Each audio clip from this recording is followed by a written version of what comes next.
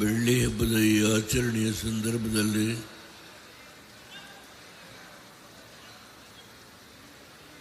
ಬೆಂಗಳೂರಿನಲ್ಲಿ ಇಷ್ಟೊಂದು ದೊಡ್ಡ ಪ್ರಮಾಣದ ರಾಜ್ಯದ ಮೂಲೆ ಮೂಲೆಯಿಂದ ಬಂದಿರತಕ್ಕಂಥ ನಮ್ಮ ಪಕ್ಷದ ಎಲ್ಲ ಮುಖಂಡರುಗಳು, ಕಾರ್ಯಕರ್ತರುಗಳು, ನಮ್ಮ ತಾಯಂದಿರು ಈ ಸಭೆಗೆ ಶೋಭೆಯನ್ನು ತಂದುಕೊಟ್ಟಿದ್ದಾರೆ.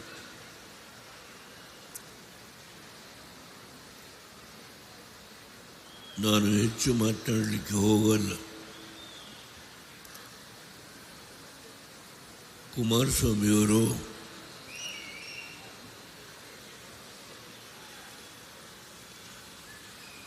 ಈಗ ಕೇಂದ್ರದ ಮಂತ್ರಿಗಳಾಗಿ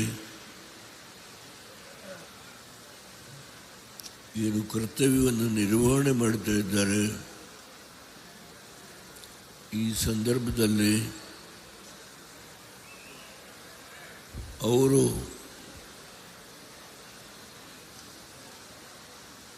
ಹಿಂದೆ ಮಾಡಿದಂಥ ಹಲವು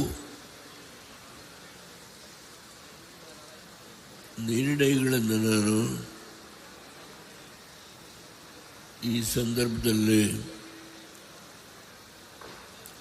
ತಮ್ಮ ಗಮನಕ್ಕೆ ತರಲಿಕ್ಕೆ ಇಚ್ಛೆಪಡುತ್ತೇನೆ.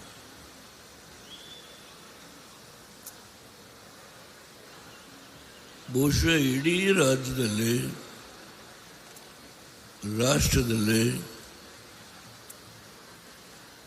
ಗ್ರಾಮ ವಾಸ್ತವ್ಯ ಮಾಡ್ತಕ್ಕಂಥ ಒಂದು ಕಾರ್ಯಕ್ರಮವನ್ನು ಯಾರಾದರೂ ಅನುಷ್ಠಾನಕ್ಕೆ ತಂದಿದ್ದರೆ ಅದು ಶ್ರೀಮಾನ್ ಕುಮಾರಸ್ವಾಮಿಯವರು ಅನ್ನೋದನ್ನು ನಾವು ಸ್ಮರಿಸ್ಕೊಳ್ಬೇಕಾಗುತ್ತೆ. ಬರೀ ಗ್ರಾಮ ವಾಸ್ತವ್ಯ ಮಾಡಿದ್ದಷ್ಟೇ ಅಲ್ಲ, ಅಂದು ರೈತರು ಸಂಕಷ್ಟದಲ್ಲಿ ಸಿಕ್ಕಿ ಆತ್ಮಹತ್ಯೆ ಮಾಡಿಕೊಳ್ತಕ್ಕಂಥ ಒಂದು ಕೆಟ್ಟ ಸನ್ನಿವೇಶವನ್ನು ಗಮನಿಸಿ ಇಡೀ ರಾಜ್ಯದಲ್ಲಿ ಆತ್ಮಹತ್ಯಕ್ಕೆ ತುತ್ತಾಗಿರುವ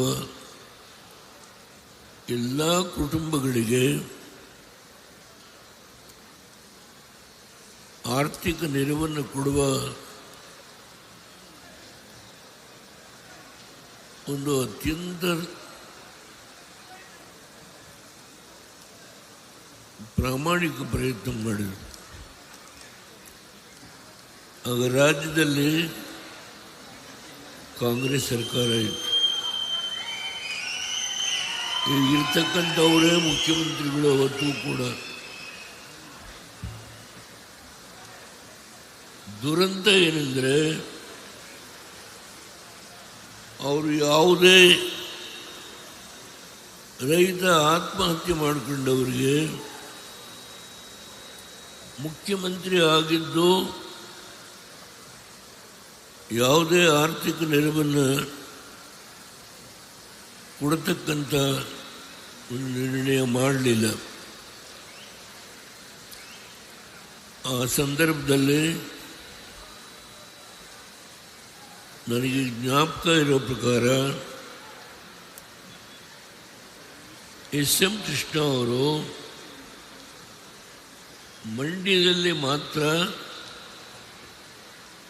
ಒಂದು 15 ಕುಟುಂಬಗಳಿಗೆ ಆತ್ಮಹತ್ಯೆ ಮಾಡಿಕೊಂಡವರಿಗೆ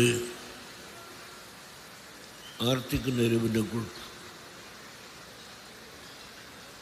ಇದಾದರೂ ಅಂದು ಮುಖ್ಯಮಂತ್ರಿಗಳು ಇವತ್ತೇನು ಮುಖ್ಯಮಂತ್ರಿಗಳಾಗಿ ಸಾಮಾಜಿಕ ನ್ಯಾಯ, ನಾನು ಬಡವರ ಪರವಾಗಿದ್ದೇನೆ, ಹಿಂದುಳಿದವರ ಪರವಾಗಿದ್ದೇನೆ, ನಾನು ಇವತ್ತು ನಿಮ್ಮೆಲ್ಲರ ಪ್ರತಿನಿಧಿಯಾಗಿ ನಾನೇನು ಕೆಲಸ ಮಾಡ್ತಾ ಇದ್ದೇನೆ, ನನಗೆ ಯಾವುದೇ ಸ್ವಾರ್ಥ ಇಲ್ಲ ಅಂತ ಹೇಳ್ತಾರೆ. ಆದರೆ ವಾಸ್ತವ್ಯವಾಗಿ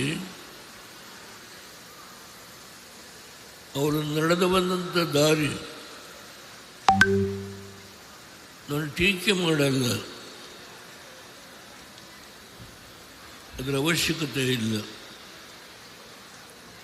ಯಾವ ಕುಮಾರಸ್ವಾಮಿಯವರು ಬಹುಶಃ ಧಾರವಾಡದಲ್ಲಿ ಅಂತ ಕಾಣುತ್ತೆ, ಆ ಭಾಗದ ಆತ್ಮಹತ್ಯೆ ಮಾಡ್ಕೊಂಡಿದ್ದಂಥ ಎಲ್ಲ ಕುಟುಂಬಗಳನ್ನು ಸೇರಿಸಿ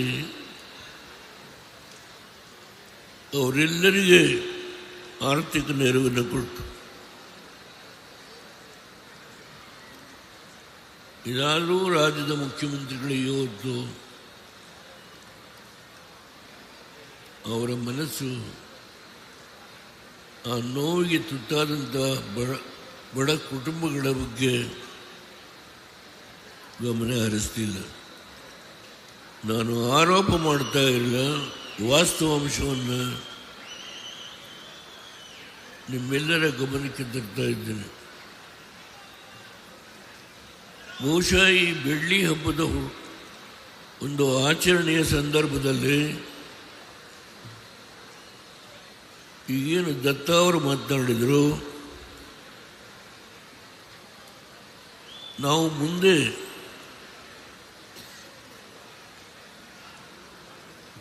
ಏನು ನಗರಸಭೆಗಳಿಗೆ ಚುನಾವಣೆ, ಜಿಲ್ಲಾ ಪಂಚಾಯಿತಿಯ ಚುನಾವಣೆ, ಈ ಎಲ್ಲ ಚುನಾವಣೆಗೆ ಈಗಾಗಲೇ ಕೋರ್ಟಿನ ಆದೇಶದ ಪ್ರಕಾರ ಚುನಾವಣೆ ನಡೆಸತಕ್ಕಂತಹದಕ್ಕೆ ಸರ್ಕಾರ ಅನಿವಾರ್ಯವಾಗಿ ಒಪ್ಪಿಕೊಂಡಿದೆ. ಈಗ ಬೆಂಗಳೂರು 5 ಭಾಗ ಮಾಡಿ ಅದಕ್ಕೆ 5 ಜನ ಮುಖಂಡಗಳನ್ನು ನೇಮಕ ಮಾಡಿದ್ದಾರೆ ಕುಮಾರಸ್ವಾಮಿಯವರು. ಅದರ ಮೇಲುಸ್ತುವಾರಿಗೆ ರಮೇಶ್ ಗೌಡರು ಅಧ್ಯಕ್ಷರಾಗಿ ಕೆಲಸ ಮಾಡಲಿಕ್ಕೆ ಅವಕಾಶ ಕಲ್ಪಿಸಿಕೊಟ್ಟಿದ್ದಾರೆ. ಈ ಸಂದರ್ಭದಲ್ಲಿ ಮಹಿಳೆಯರ ಮೀಸಲಾತಿ ಈಗಾಗಲೇ ದತ್ತ ಅವರು ಪ್ರಸ್ತಾಪ ಮಾಡಿದ್ದಾರೆ. ಲೀಲಾವತಿ ಆರ್ ಪ್ರಸಾದ್ ಅವರು ನಾನು ಮುಖ್ಯಮಂತ್ರಿ, ಇಡೀ ಹಿಂದೂಸ್ತಾನದಲ್ಲಿ ಹೆಣ್ಣು ಮಕ್ಕಳಿಗೆ ಮೀಸಲಾತಿಯನ್ನು ಕೊಟ್ಟಂತ ಒಂದು ಯಾವುದಾದರೂ ಸರ್ಕಾರ ಇದ್ದರೆ ಅದು ಕರ್ನಾಟಕ ಸರ್ಕಾರ. ಲೀಲಾವತಿ ಆರ್ ಪ್ರಸಾದ್ ಅವರು ಅವತ್ತು ಮಂತ್ರಿಯಾಗಿ ಅವರ ನೇತೃತ್ವದಲ್ಲಿ ಎಲ್ಲ ರಾಜಕೀಯ ಪಕ್ಷಗಳ ಮುಖಂಡಗಳಿಗೆ ಮುಂಬರ್ತಕ್ಕಂಥ ಪಾರ್ಲಿಮೆಂಟ್ ಚುನಾವಣೆಯಲ್ಲಿ ನಿಮ್ಮ ಪಕ್ಷದ ಪ್ರಣಾಳಿಕೆಯಲ್ಲಿ ಹೆಣ್ಣು ಮಕ್ಕಳಿಗೆ ಮೀಸಲಾತಿಯನ್ನು ಕೊಡ್ತಕ್ಕಂಥದ್ದಕ್ಕೆ ನೀವು ನಿಮ್ಮ ಪಕ್ಷದ ಪ್ರಣಾಳಿಕೆಯಲ್ಲಿ ಅಳವಡಿಸ್ಕೊಳ್ಬೇಕು ಅಂತ ಹೇಳಿ ದೆಹಲಿಗೆ ಹೋಗಿ ಎಲ್ಲ ರಾಜಕೀಯ ಪಕ್ಷಗಳ ಮುಖಂಡಗಳನ್ನು ಭೇಟಿ ಮಾಡಿ ಅವರೇನು ಪ್ರಯತ್ನ ಮಾಡಿದ್ರು ಅದರ ಫಲವಾಗಿ ಇಡೀ ರಾಷ್ಟ್ರದಲ್ಲಿ ಎಲ್ಲ ರಾಜಕೀಯ ಪಕ್ಷಗಳ ಪ್ರಣಾಳಿಕೆಯಲ್ಲಿ 96ರ ಪ್ರಣಾಳಿಕೆಯಲ್ಲಿ 95-96 ಅವರು ಅದನ್ನು ಅಳವಡಿಸ್ಕೊಂಡ್ರು. ವಾಜಪೇಯಿ ಅವರು 13 ದಿನ ಮುಖ್ಯಮಂತ್ರಿ. ಅದಾದಮೇಲೆ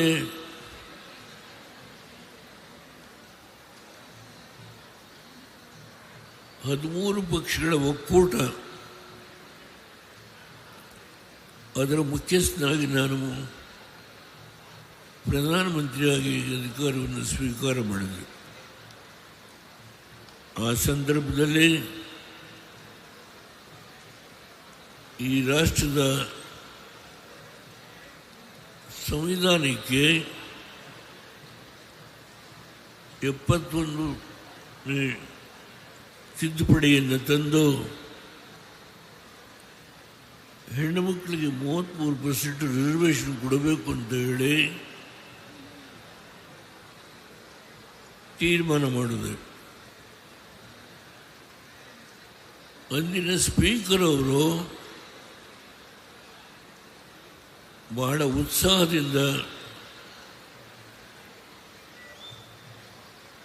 ಈ ಕಾನೂನನ್ನು ಜಾರಿಗೆ ತರಬೇಕು ಅಂತ ಹೇಳಿ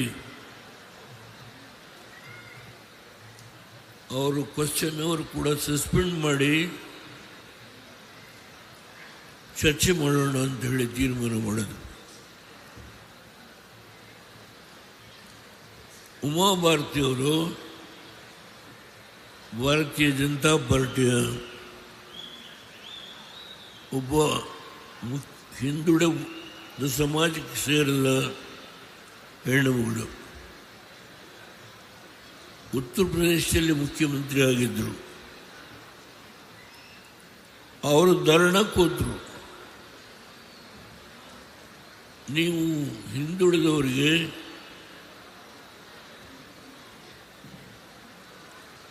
ಮತೀಯ ಅಲ್ಪಸಂಖ್ಯಾತರಿಗೆ ಸಹಾಯ ಮಾಡತಕ್ಕಂಥದ್ರ ಬಗ್ಗೆ ಆಲೋಚನೆ ಮಾಡಬೇಕು. ಹೀಗೆ ನೀವು ಈ ನಿರ್ಣಯವನ್ನು ಅಂಗೀಕಾರ ಮಾಡೋದಕ್ಕೆ ಸಾಧ್ಯ ಆಗಲ್ಲ ಅಂತ ಹೇಳಿ ಹಠ ಹಿಡಿದರು.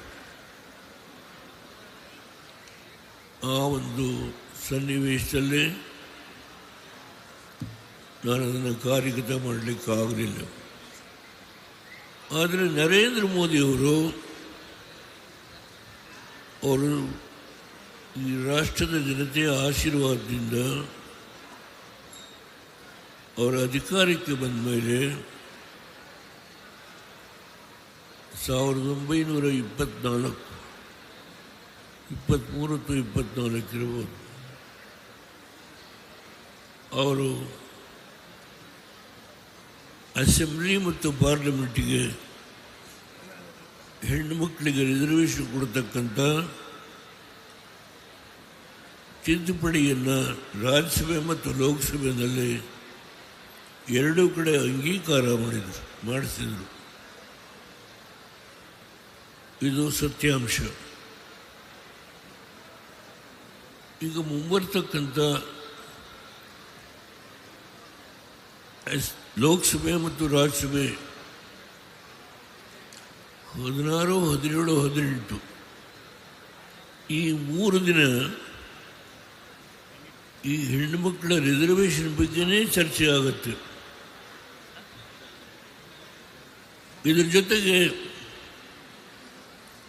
ಈ ರಾಷ್ಟ್ರದಲ್ಲಿ 545 ಲೋಕಸಭಾ ಸ್ಥಾನಗಳೇನಿದೆಯೋ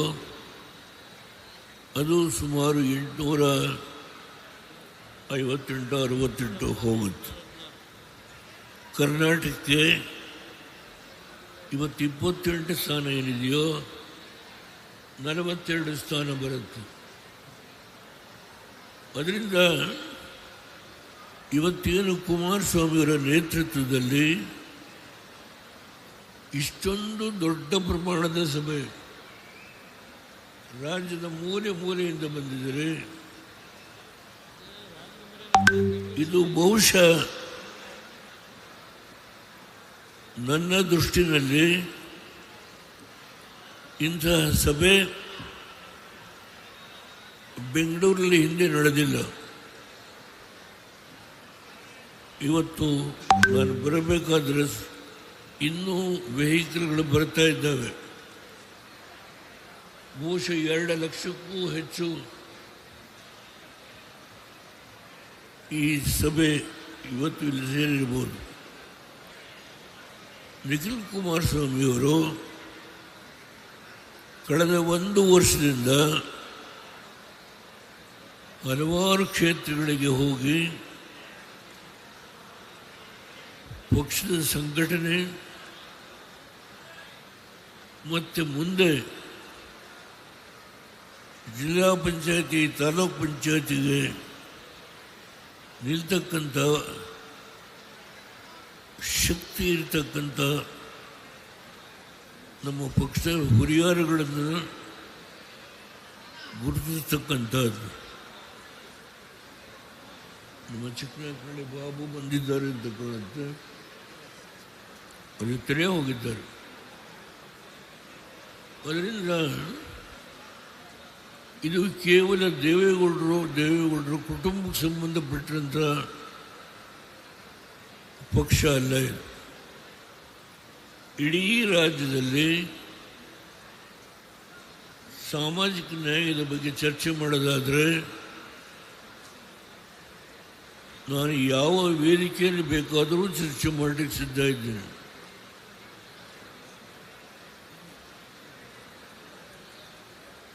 ಒಬ್ಬ ಅತ್ಯಂತ ಮುಂದುವರೆದ ಸಮಾಜ. ನಮ್ಮ ಮುಖ್ಯಮಂತ್ರಿಗಳು ಮೊನ್ನೆ ಹೇಳ್ತಾ ಇದ್ರು, ಕರ್ನಾಟಕದ ಲೋಕಸೇವಾ ಆಯೋಗದಲ್ಲಿ ಬಹಳ ಏರುಪೇರಾಗಿದೆ, ಬದಲಾವಣೆ ಮಾಡಬೇಕಾಗತ್ತೆ ಅಂತೇಳಿ ಹೇಳ್ತಾ ಇದ್ರು. ಶ್ಯಾಮ್ ಭಟ್ ಅವ್ರನ್ನ 6 ವರ್ಷ ಕರ್ನಾಟಕದ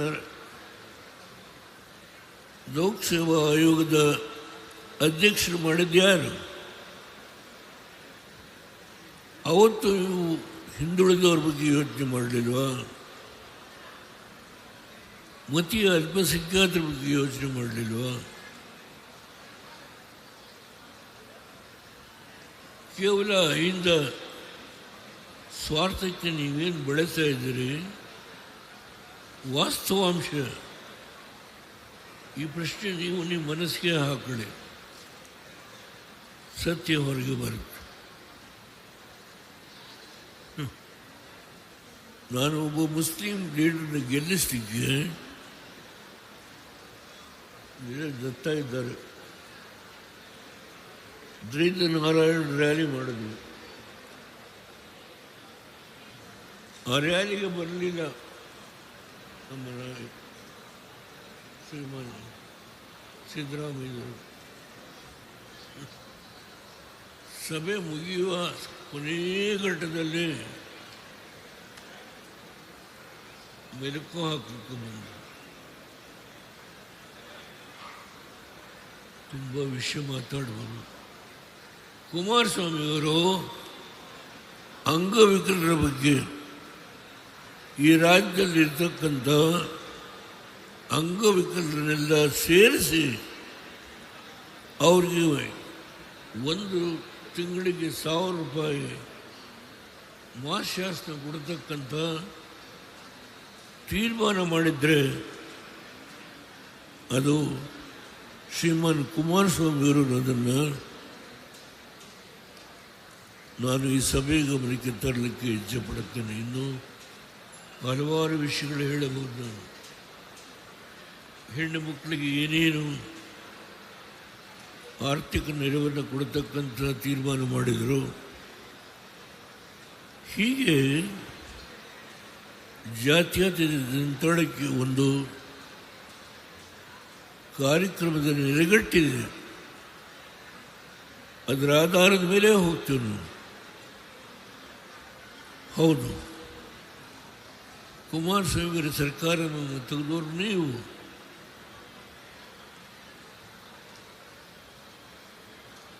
ಮೋದಿಯವರಿಂದ ಕಲಿಬೇಕು. ನಿತೀಶ್ ಕುಮಾರ್ ಅವರಿಗೆ ಸುಮಾರು 25 ವರ್ಷ ಬಿಹಾರದ ಮುಖ್ಯಮಂತ್ರಿಯಾಗಿ ಕೆಲಸ ಮಾಡಲಿಕ್ಕೆ ಶಕ್ತಿ ಕೊಟ್ಟಂಥ ವ್ಯಕ್ತಿ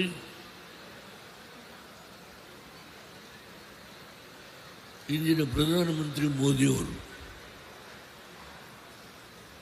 ಕುಮಾರಣ್ಣವರಿಗೆ ಏನು ಸರ್ಕಾರವನ್ನು ತೆಗೆದರು, ಸುಮಾರು 18 ಜನರನ್ನು ಮುಂಬೈಗೆ ಕಳಿಸಿ ಆ ಸಂದರ್ಭದಲ್ಲಿ ಮೋದಿಯವರು ನಿಮ್ಮ ತಂದೆಯವರಿಗೆ ಒಂದು ರಾಜಕೀಯ ನಿರ್ಣಯ ಯಾವಾಗಲೂ ನೀನು ನನ್ನ ಜೊತೆ ಬರಬೇಕು ಅಂತ ಹೇಳಿದಾಗ ಕುಮಾರಸ್ವಾಮಿಯವರು ನಮ್ಮ ತಂದೆಯ ಅನುಮತಿ ಇಲ್ಲದೆ ನಾವು ಬರಲ್ಲ ಅಂತ ಹೇಳಿ ನನ್ನ ಹತ್ರ ಬಂದು ಕೇಳಿದರು ಹೀಗಿದೆ ಅಂತೇಳಿ. ನಾನು ಹೇಳಿದೆ ಆಯಿತು,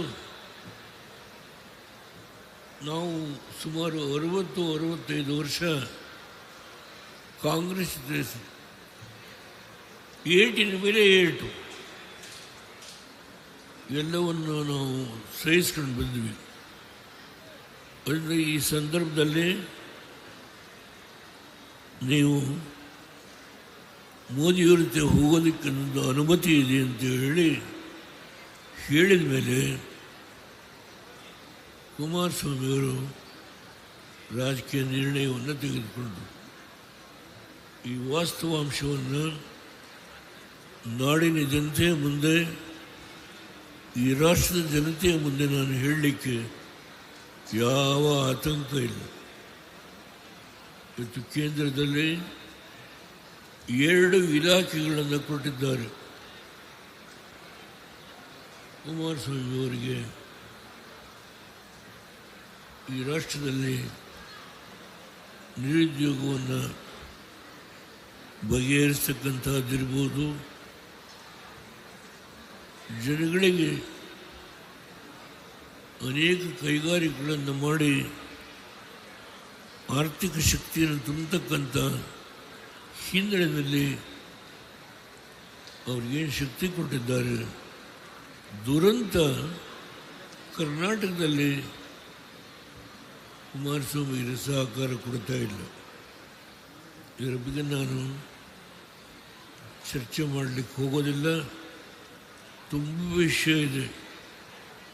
HMT ಜಾಗ ಖಾಲಿ ಇರೋದನ್ನು ತೆಗೆದುಕೊಳ್ಳಲಿಕ್ಕೆ ಪ್ರಯತ್ನ ಮಾಡಿದರೆ ಕೋರ್ಟ್ಗೆ ಹೋಗ್ತಾರೆ. ಹೀಗೆ ತುಂಬ ವಿಷಯಗಳು ಮಾತನಾಡ್ಬೋದು.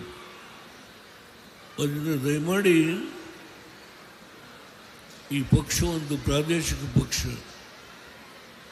ನಾವು ರಾಷ್ಟ್ರೀಯ ಪಕ್ಷ ಜೊತೆ ಸೇರಿ ಕೆಲಸ ಮಾಡತಕ್ಕಂಥ ಕಾಲದಲ್ಲಿ ಇತಿಮಿತಿ ಇದೆ ನಮಗೆ. ಇಲ್ಲಿ ಅತ್ಯಂತ ನಾನು ಕಂಡಂಥ ಕೆಟ್ಟ ಸರ್ಕಾರ ಇದೆ.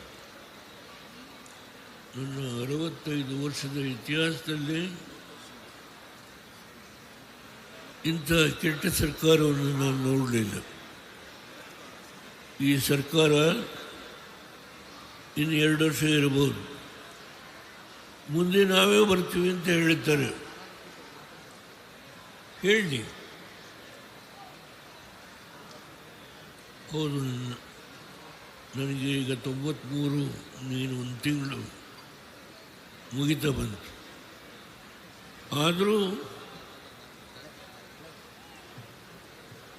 ನಾನು ನಿಮ್ಮ ಮಧ್ಯೆ ನಿಂತು ಇಲ್ಲಿ ಪಕ್ಕದಲ್ಲಿ ನಿಖಿಲ್ ಕುಮಾರಸ್ವಾಮಿ ಅವರಿದ್ದಾರೆ, ಈಗೇನು ಕೆಲಸ ಮಾಡ್ತಾ ಇದ್ದಾರೆ. ಈ ಕಡೆ ನಮ್ಮ ರೆಡ್ಡಿಯವರು ಕೋರ್ ಕಮಿಟಿಯ ಅಧ್ಯಕ್ಷ, 5 ಕಾರ್ಪೊರೇಷನ್ನ ಮುಖ್ಯಸ್ಥರು, ರಮೇಶ್ ಗೌಡರು ಅದರ ಮೇಲುಸ್ತುವಾರಿ ನೋಡ್ತಕ್ಕಂಥದ್ದು. ಇವರೆಲ್ಲರ ಐಕ್ಯತೆ ಒಗ್ಗಟ್ಟಿನಿಂದ ನಾವು ಕೆಲಸ ಮಾಡಿದರೆ ಕುಮಾರಸ್ವಾಮಿಯವರ ಒಂದು ರಾಜಕೀಯ ಶಕ್ತಿ, ಅವರು ಇಡೀ ರಾಜ್ಯಾದ್ಯಂತ ಹಾಗೂ ದೇಶದ ಹಲವಾರು ಭಾಗಗಳಲ್ಲಿ ಅನೇಕ ದೊಡ್ಡ ದೊಡ್ಡ ಕೈಗಾರಿಕೆಗಳು ಅವುಗಳನ್ನು ಪುನಶ್ಚೇತನಗೊಳಿಸಲಿಕ್ಕೆ ಪ್ರಯತ್ನ ಮಾಡ್ತಾ ಇದ್ದಾರೆ. ಅವ್ರಿಗೆ ನಾವು ಶಕ್ತಿಯನ್ನು ತುಂಬಲಿಕ್ಕೆ ಸಾಧ್ಯ ಆಗುತ್ತೆ. ನಾನು ತುಂಬ ಮಾತನಾಡಲಿಕ್ಕೆ ಹೋಗಲ್ಲ, ಬೇಕು ಅವರು ಮಾತನಾಡೋರಿದ್ದಾರೆ. ಬೆಂಗಳೂರಿನಲ್ಲಿ ಈ 25ನೇ ವರ್ಷದ ಜಾತ್ಯತೀತ ಜನತಾದಳದ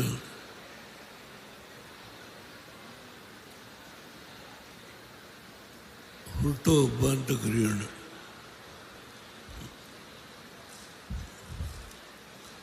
ನಾನು ನೆನೆಸ್ಕೊಳ್ತೇನೆ,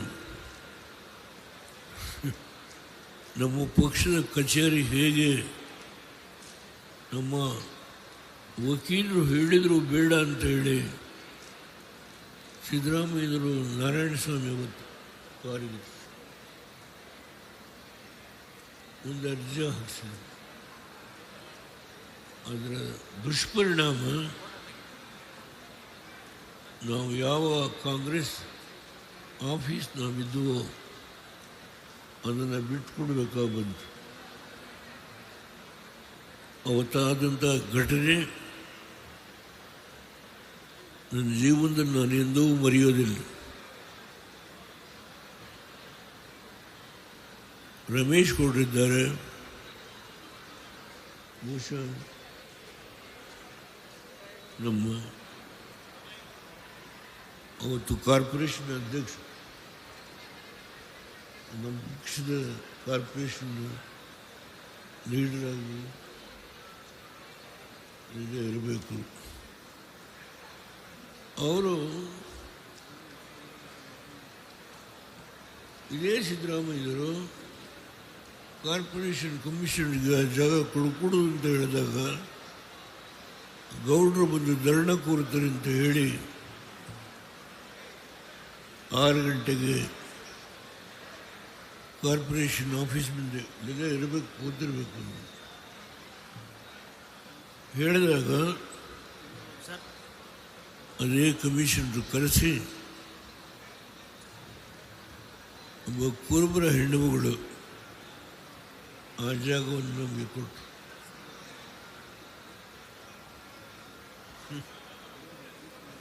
4 ಪಂಪ್ಸೆಟ್ಗಳು ಹೊಡೆಯೋದು, ರೇವಣ್ಣವರು ಅಲ್ಲಿ ಆ ಕಟ್ಟಡವನ್ನು ಕಟ್ಟಲಿಕ್ಕೆ ಪಟ್ಟಂಥ ಶ್ರಮ ಅದು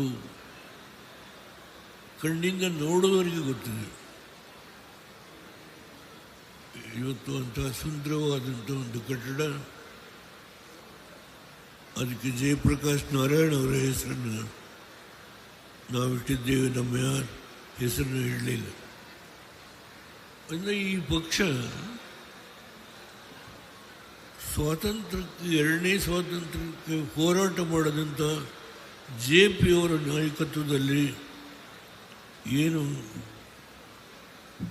ನಾವೆಲ್ಲ ಅವತ್ತು ಹೊರಗಡೆ ಬಂದ್ವಿ. ಅವರ ಹೆಸರನ್ನು 2ನೇ ಗಾಂಧಿ ಇದ್ದಾಗ ಇವತ್ತು ಅವರ ಹೆಸರನ್ನ ಕಟ್ಟಡಕ್ಕೆ ಇಟ್ಟಿದ್ದೇವೆ. ಇವತ್ತು ನಾನು ಉದ್ದಕ್ಕೆ ನೋಡ್ಕೊಂಡು ಬಂದೆ, ದೊಡ್ಡ ಪ್ರಮಾಣದಲ್ಲಿ ಎಲ್ಲ ಕಡೆ ಪೋಸ್ಟ್ಗಳು, ಪಕ್ಷದ ಫ್ಲ್ಯಾಗು ರಾರಾಜಿಸ್ತಾ ಇದೆ. ಇದು ನಿಖಿಲ್ ಕುಮಾರಸ್ವಾಮಿ ಅವರು, ನಮ್ಮ ಪಕ್ಷದ ಎಲ್ಲ ಮುಖಂಡರುಗಳು, ರಮೇಶ್ ಕುಮಾರ್ ಅವರು ಸೇರಿದಂತೆ ಎಲ್ಲ ಮುಖಂಡರುಗಳು ಸೇರಿ ನಮ್ಮ ಶೆಟ್ಟರು ಪಕ್ಕದಲ್ಲೇ ಇದ್ದಾರೆ, ನನ್ನ ಹೆಸರು ಹೇಳಿಲ್ಲ ಅಂತ ಹೇಳಿ ತಪ್ಪು ತಿಳ್ಕೊಳ್ಳೋ ಅವಶ್ಯಕತೆ ಇಲ್ಲ. ಲೀಲಾವತಿ ಅರ್ಪ್ಸಾದವರೇ, ನಿಮ್ಮ ಕನಸು ಇವತ್ತು ನನಸಾಗೋ ರೀತಿ 18, 16, 17, 18 ಲೋಕಸಭೆ ಮತ್ತು ರಾಜ್ಯಸಭೆಯಲ್ಲಿ ಈ ಬಿಲ್ ಪಾಸ್ ಆಗುತ್ತೆ. ಅದರಿಂದ ಮುಂದೆ ಬರ್ತಕ್ಕಂಥ ಪಾರ್ಲಿಮೆಂಟ್ ಚುನಾವಣೆಯಲ್ಲಿ 33% ರಿಸರ್ವೇಷನ್ ನಮ್ಮ ಕೋಲಾರದ ಹೆಣ್ಣುಮಗಳು ನಮ್ಮ ರಾಜ್ಯ ಘಟಕದ ಅಧ್ಯಕ್ಷಣಿ ಯಾರಣಿಯಲ್ಲಿ ಏನು ಬರೆದಿದೆಯೋ ಗೊತ್ತಿಲ್ಲ. ಕರಿಯಮ್ಮನವರೇ, ನಮ್ಮ ಪೂರ್ಣ ನಾಯಕರಲ್ಲಿ ಕೂತಿರ್ಬೋದು. ನಿಮ್ಮ ಜೊತೆಗೆ ಇನ್ನೂ ಭಾಳ ಜನ ಹೆಣ್ಣುಮಕ್ಕಳು, ಸುಮಾರು 80 ಜನ, 224 ಜನ ಇರ್ತಕ್ಕಂಥ ಈ ಅಸೆಂಬ್ಲಿನಲ್ಲಿ 33% ಅಂದರೆ ಸುಮಾರು 80 ಜನ ಹೆಣ್ಣುಮಕ್ಕಳು. ಅದರಿಂದ ಅದಕ್ಕೆ ಸಿದ್ಧತೆಯನ್ನು ಮಾಡಿಕೊಳ್ಬೇಕು. ಆ ಉದ್ದೇಶದಿಂದೇ ಇವತ್ತು ಈ ಸಭೆಯನ್ನು ಕುಮಾರಸ್ವಾಮಿಯವರು ಇಷ್ಟೊಂದು ದೊಡ್ಡ ಪ್ರಮಾಣದಲ್ಲಿ ನಿಮ್ಮೆಲ್ಲರ ಸಹಕಾರದಿಂದ ರಾಜ್ಯದ ಮೂಲೆ ಮೂಲೆಯಿಂದ ನಿಮ್ಮನ್ನು ಕರೆಸಿ ನೀವು ಹೇಗೆ ನಿಮ್ಮ ಕರ್ತವ್ಯವನ್ನು ನಿರ್ವಹಣೆ ಮಾಡಬೇಕು ಅಂತ ಹೇಳಿ ಮತ್ತೊಮ್ಮೆ ನಿಮಗೆ ಮನದಟ್ಟು ಮಾಡಿಕೊಳ್ಳಿಕ್ಕೆ ಏನು ಪ್ರಯತ್ನ ಮಾಡ್ತಾ ಇದ್ದಾರೆ. ನಾನು ಕುಮಾರಸ್ವಾಮಿಯವರಿಗೆ ಅಭಿನಂದಿಸ್ತೇನೆ. ಅವರು ಮೊನ್ನೆ ದಿಶಾ ಮೀಟಿಂಗು ಮೈಸೂರು ಮತ್ತು ಮಂಡ್ಯದಲ್ಲಿ ಅದೆಲ್ಲವನ್ನು ಮುಗಿಸ್ಕೊಂಡು ರಾತ್ರಿ ವಾಪಸ್ ಬಂದಿದ್ದಾರೆ. ದಯಮಾಡಿ ಇಷ್ಟು ದೊಡ್ಡ ಪ್ರಮಾಣದಲ್ಲಿ ಬಹುಶಃ ಊಟದ ವ್ಯವಸ್ಥೆ ಮತ್ತೊಂದು ಮುಗಿದು ಎಲ್ಲ ಯಾವ ರೀತಿ ಏರ್ಪಾಡು ಮಾಡಿದ್ದಾರೆ ಗೊತ್ತಿಲ್ಲ ನನಗೆ. ಇದಕ್ಕೆ ದುಡಿದಂಥ ಎಲ್ಲ ಕಾರ್ಯಕರ್ತರಿಗೆ, ಸಹಕಾರ ಕೊಟ್ಟಂಥ ನಮ್ಮ ಪಕ್ಷದ ಎಲ್ಲ ಮುಖಂಡಗಳಿಗೆ, ಮಾಧ್ಯಮ ಸ್ನೇಹಿತರಿಗೆ ನಾನು ಅಭಿನಂದಿಸ್ತೇನೆ. ಮತ್ತೊಮ್ಮೆ ನಿರತಕ್ಕಂಥ ಎಲ್ಲ ನಮ್ಮ ಪಕ್ಷದ ಮುಖಂಡರುಗಳಿಗೆ, ಕಾರ್ಯಕರ್ತ ಬಂಧುಗಳಿಗೆ, ಸಮಸ್ತ